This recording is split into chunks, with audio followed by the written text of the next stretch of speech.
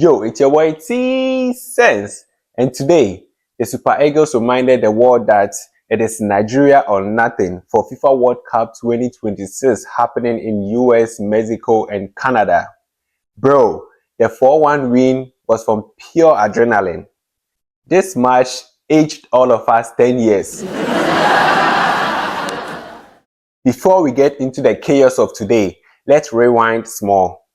People were confused how Nigeria even entered the playoffs because other teams had more points. But the 4-0 win against Benin flipped the goal difference and pushed Nigeria to be part of the top 4 best second place teams.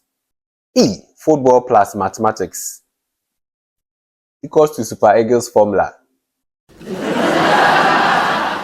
Now, this is no dig to Nigeria because obviously CAF wrote to all 54 member associations back in March concerning the rule change and adjusted table for the runners-up in the race to the FIFA World Cup in 2026. Now, the change was that because Eritrea are not playing the World Cup qualifiers, it would be unfair due to the unbalanced number of games for teams in that group compared to the rest of the second place teams who are also playing in other groups. But here's the question, right?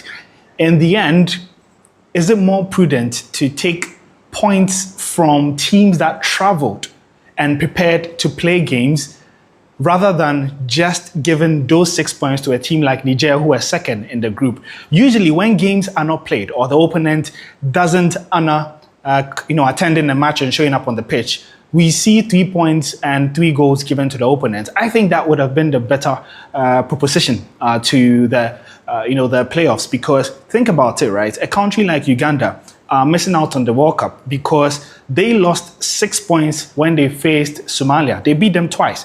And now they cannot go to the World Cup or even go to the playoffs because they lost those 6 points. And Nigeria, who are only going because the bottom team in their group, that's Zimbabwe, they drew with them twice. And so they are being rewarded for their poor performance against the bottom place teams, which I think doesn't speak of meritocracy, which qualifiers should be based on. And so I think that CAF got it wrong. As I mentioned, it has nothing to do with Nigeria, but maybe going forward, the process has to be changed where the teams that are doing better end up qualifying. And as I said, that could be those in the same group getting a +3 plus for points and then also for goals. But it is what it is. And Nigeria have qualified for the playoffs, but job definitely is not done yet. The playoff is another long process. But the key for Nigeria is that they are going in with a very high FIFA ranking.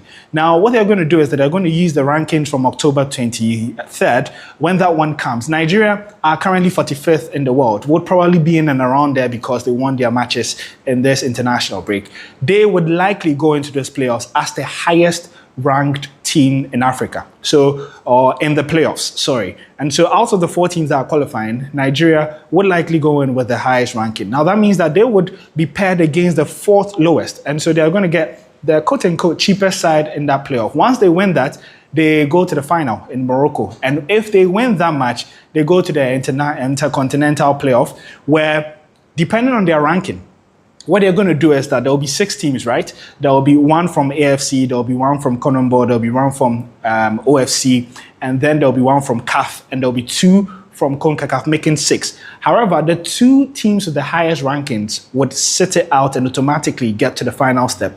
And Nigeria, with their 45th rank, if they are to maintain that or even better, it will likely be part of these 2. And so the 4 remaining would play amongst themselves, and the 2 winners would come and face the 2 teams that were separated, the top-seeded ones. And if you win this game, you go to the World Cup because there will be 2 more slots left for the playoffs. And so it might not be an easy journey, but for Nigeria and their good ranking, their job could be potentially easier. Now today, this match no be for children. After a tough first half that ended 0-0, in the second half, around the 86th minute, Nigeria scored their first goal. And we were like, it is done. It is done. Nigeria is through.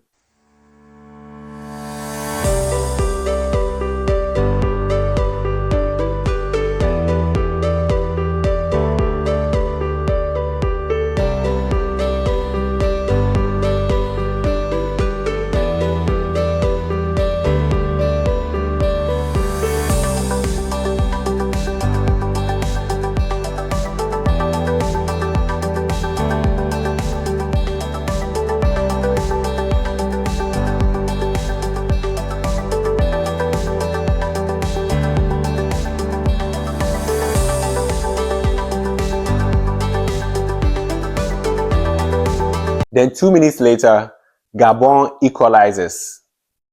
The whole country went silent. Then I heard a guy shouting, "Blood of Jesus."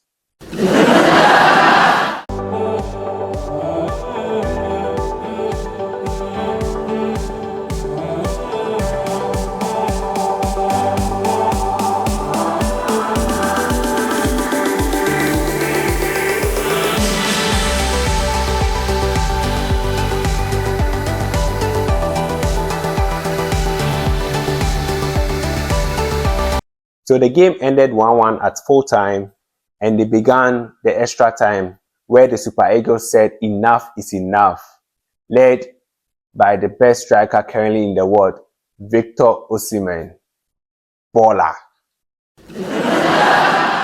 Bro, he scored a brace like he was tired of the stress,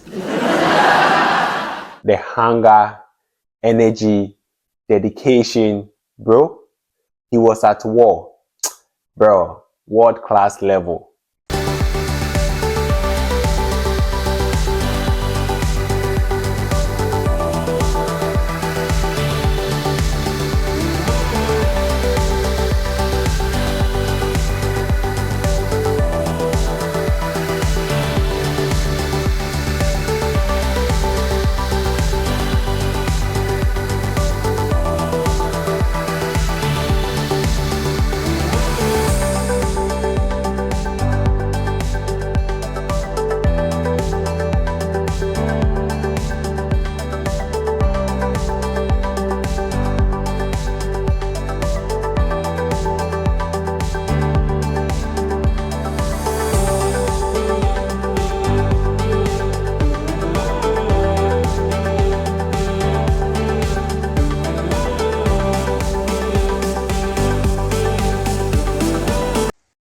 Bro, who doesn't want Nigeria to qualify for the World Cup after seeing this?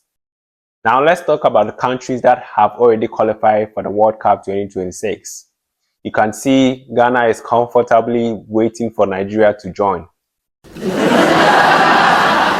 It is possible, it is possible. The Super Eagles are putting in the work, but we are not done yet. Next up, DR Congo on Sunday. This match, fire for fire or more, we know they can't play. Hopefully, this version of the Super Eagles shows up again on Sunday because Naija know they carry last. Thanks for watching this video. If you enjoyed, like, share, and don't forget to subscribe if you are new. Don't forget, Nigeria or nothing. It's your boy T Sense. See you in the next one. I'm out.